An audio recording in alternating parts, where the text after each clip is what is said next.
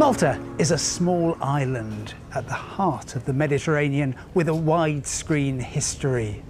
Every wave of civilization has left its mark, making Malta a mosaic of cultures and a perfect place to discover in 48 hours.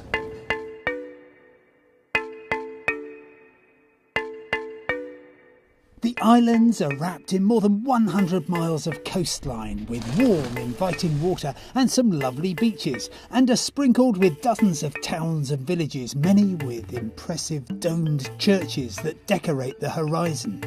Malta has some magnificent mansions, while side streets can take you deep into the past.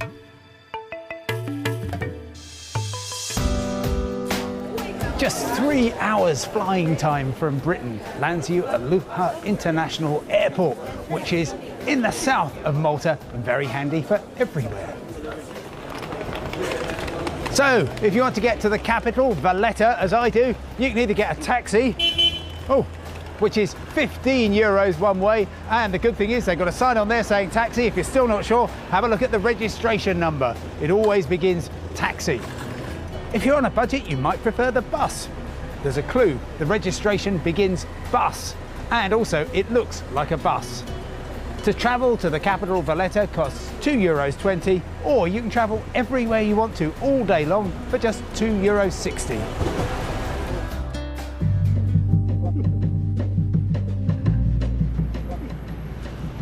Where am I? Well, 60 miles south of Sicily, 160 miles east of Tunisia, and equidistant between Gibraltar and the mouth of the Suez Canal at Port Said in Egypt.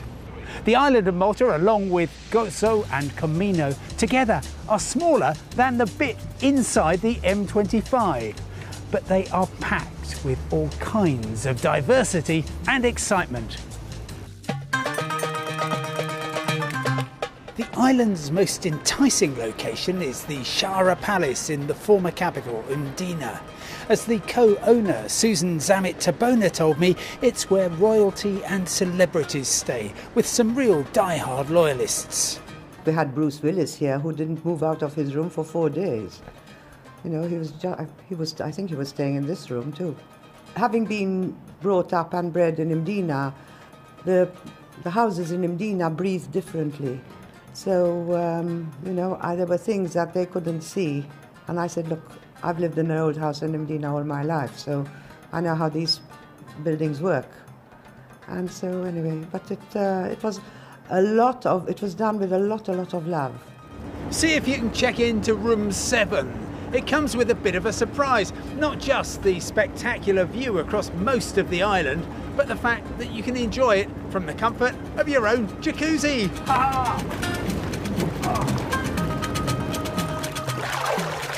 Alternatively, splash out on the Hotel Grand Excelsior. 5 well-earned stars and very close to the centre of the capital, Valletta. Or, if you want to stay right in the heart of Valletta, then there's a number of boutique guest houses that are opening up, including Luciano's, where a perfectly comfortable and very individual double room is going to cost you €80, peak season including breakfast. And with that, you get this magnificent roof terrace.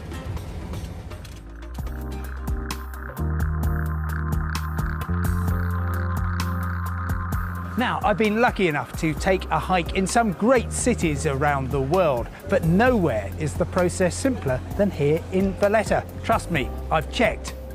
I'm at the start of St George's Street, later Kingsway, now Republic Street. It's exactly 1 kilometre long. You could walk it in 10 minutes, but there's loads to see along the way. What I love about Valletta is that it's a distillation of commerce and culture with endearing evidence of the British connection. The UK took control 2 centuries ago until Malta gained independence in 1964, and the city is full of grand Baroque flourishes. When Maltese tour guides bring Italian groups to St John's Co-Cathedral, they tell them, prepare yourself for the most beautiful, sumptuous church you've ever seen. And of course the Italians don't believe them. They've got so many lovely churches of their own. But just come and see what you think.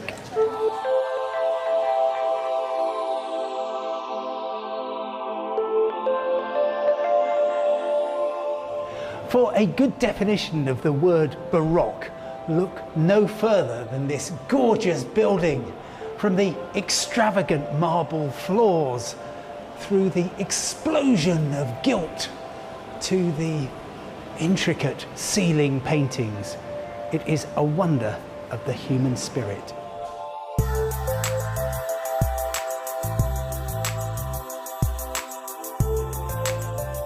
This is what happens when you fuse military might with religious ambition. A confection to trump the Italians.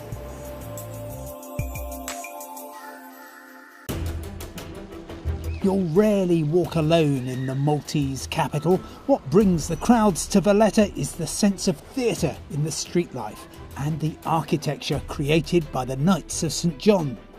This Christian military order began by caring for pilgrims to Jerusalem and took part in the Crusades. But in the 16th century, the Knights settled in Malta and began to transform the island with magnificent structures such as the Grand Master's Palace. For centuries, this was the power base for the entire Mediterranean, the palace of the Grand Master of the Order of St John. And today, it's Malta's equivalent of the White House, the office of the President. Further down Republic Street, there's the chance to explore a fine aristocratic townhouse that's still occupied by a fine aristocrat.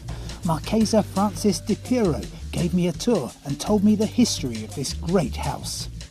The house was built about 400 years ago. 200 years it belonged to the Italian Knights. It was built by the Admiral of the Order, and then in the 18th century bought by a Maltese family. And we show people the first floor. In these houses, the first floor is always called the piano nobile, where the main nice rooms are. And then we go underneath the house to see a big cistern for water, which all the houses, early houses had. And it was used as a bomb shelter in the Second World War. The hike along Republic Street is so easy, there's even a sign telling you where to stop. But look, do go and have a quick look over the wall, because you can see St Elmo's Fort, which was captured by the Turks in the Great Siege, and it later stood in for a Turkish prison in the film Midnight Express.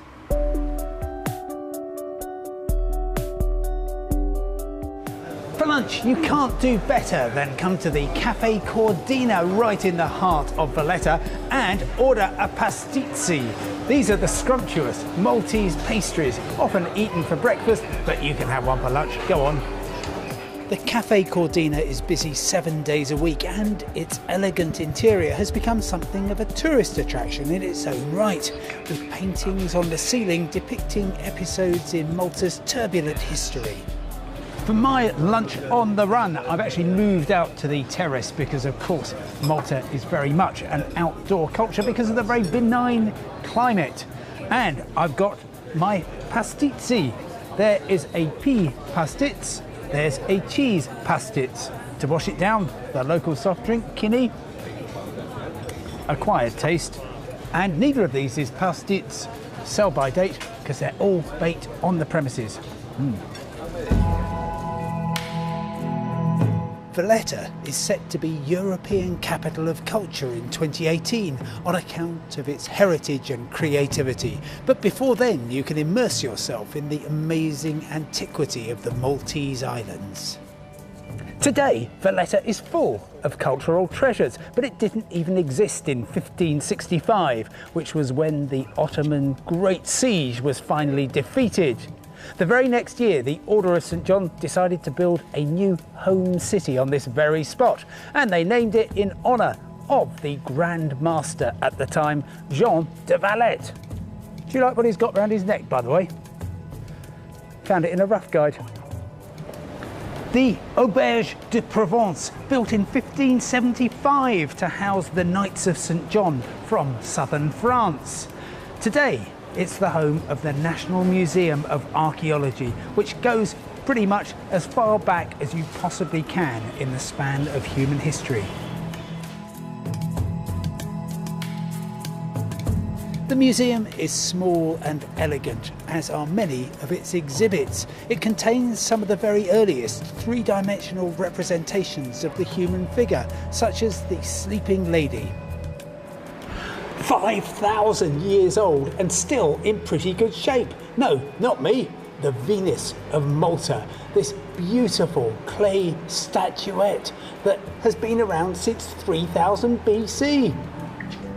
From the waterfront in Valletta, you can get a water taxi, actually more like a water bus, across to Vittoriosa. However, you can also pay €3 or €4 for a ride in a Daisa, which is this beautiful kind of Maltese gondola. And that's what I'm going to try. Hello. Thank you. Oh, lovely. Ah.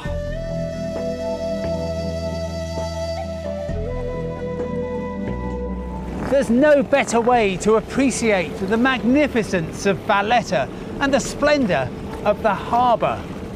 There's also no better way to get across to Vittoriosa for a drink at one of the loveliest bars on the whole island.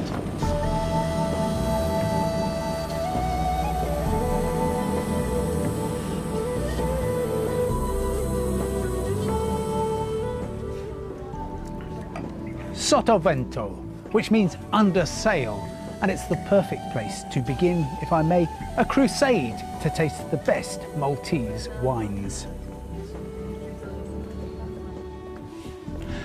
And then, to sharpen your appetite still further, wander through the atmospheric back streets of Vittoriosa. Vittoriosa predates the capital, Valletta, and it's where the Knights of St. John first based themselves when they came to Malta nearly 500 years ago. The narrow lanes and sense of calm take you back through the centuries. This is one of my favourite corners of the island. Malta's spectacular shoreline provides plenty of opportunities for waterside drinking and dining, but the most elegant restaurants crowd around St. Julian's Bay. This chic and cheerful location, together with an atmosphere of friendly rivalry between chefs, means you can eat splendidly on fresh seafood, prepared with flair, imagination and stardust. This dish is going on my A-list. Talking of which, Malta has always had a role as an outpost of Hollywood, and Peppino's has always had a role as the place that the stars come to dine. Madonna, Brad Pitt, Daniel Craig and most recently Tom Hanks have all eaten here. But for a sad piece of movie history, why not join me for a nightcap back in Valletta? This is the pub. No, it's the pub, that's its name, the pub. And it's the pub where Oliver Reed came to on the 2nd of May 1999. He was in town filming Ridley Scott's Gladiator, and he decided to have a half of shandy. Very sadly, in this very seat, he passed away. So come in here and drink to the health of the Hellraiser, who is now in heaven. Heavens! For my second day in Malta, I'm venturing beyond the present capital, Valletta, and starting in the former capital, Mdina. It's known as the Silent City, but not today, because I'm outside the Cathedral of Peter and Paul, and there's a wedding taking place. Hooray!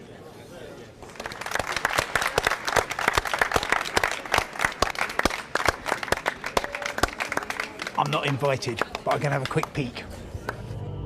It's said that after St. Paul was shipwrecked on Malta while on his way to Rome, this was the location where he met the Roman governor of the island. It's since become Malta's principal place of worship. But Malta's spirituality goes much further back than that.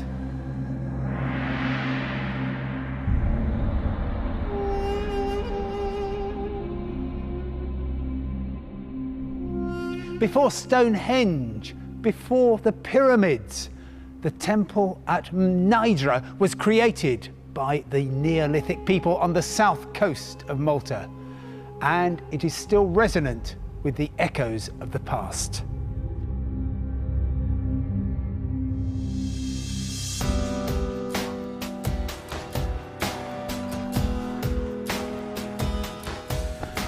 Beneath my feet are the remains of a Bronze Age village, which I guess makes this a kind of Bronze Age village green. Now, Malta is one of the most densely populated nations in Europe, yet here on the southern shore there are some vast open spaces. The cliffs at Dingley, some of the finest coastal scenery in the Mediterranean.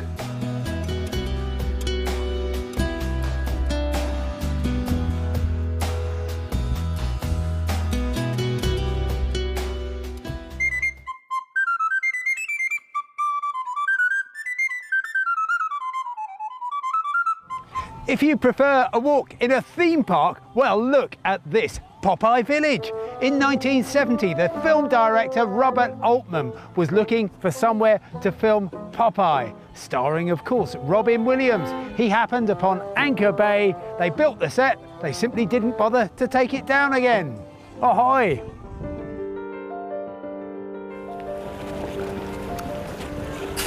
Malta is an open-air nation, of course, and therefore lots of the shopping takes place in open-air markets. I've come to Masa Shlock in the far south of the island, and what happens here Monday to Saturday is you have a tourist market, lots of souvenirs.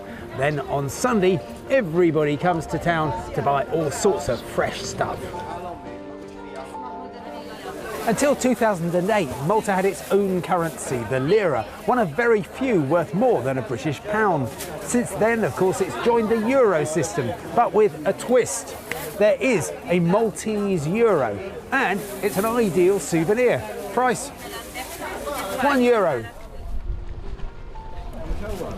Some of the fish on sale here is still caught using the traditional Maltese fishing vessel, the Lutsu, and what's distinctive about it is this, the Eye of Osiris, supposed to ward off evil and bring good fortune.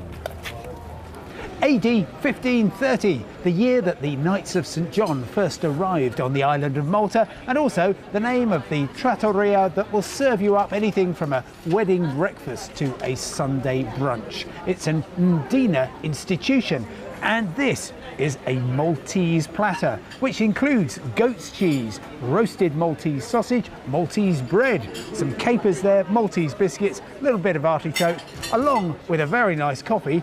It's going to be less than €10. Splendid value. Mediterranean island hopping, one of the joys of travel, and happily in the Maltese islands it's very easy. Ferries shuttle between the northwest corner of Malta and the southeast corner of Gozo 24 hours a day, taking just 25 minutes. And giving views of the third populated island, Comino, along the way. The Mediterranean has sculpted the shores of Comino beautifully. The sea has carved out caves to intrigue the sightseer and entice swimmers to take the plunge.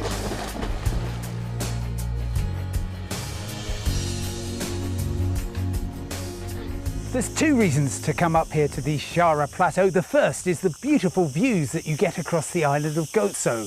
The second, though, is perhaps rather more important, a World Heritage Site, the oldest freestanding monumental building on the planet.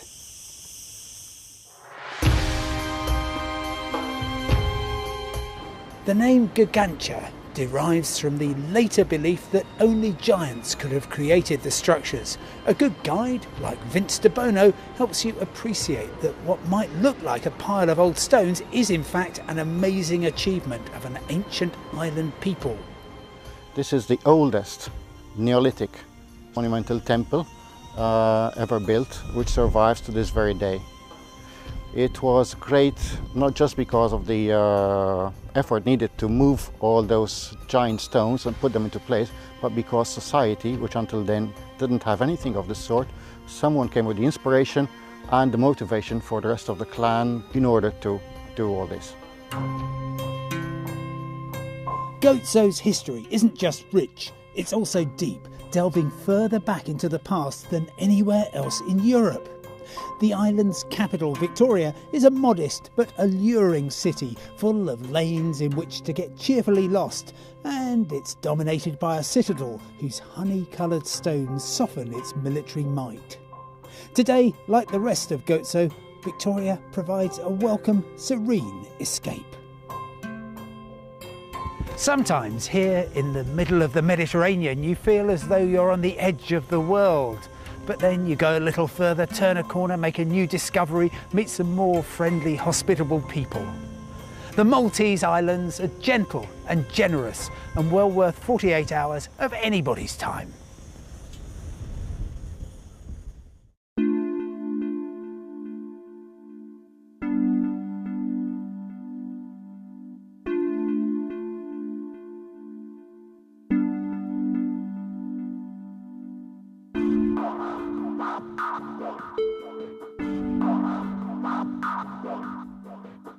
He was in town filming Ridley Scott's Gladiator, and he decided to have a half of shandy. Very sadly, in this very seat, he passed away. May possibly have had 3 bottles of rum and several arm wrestling matches, but I wasn't here. The Maltese Islands are generous and giving. No, they're not generous and giving, generous and gentle. Of course they are. You dolt! What are you doing here? Get somebody else. Anybody can present programmes here? Right, okay.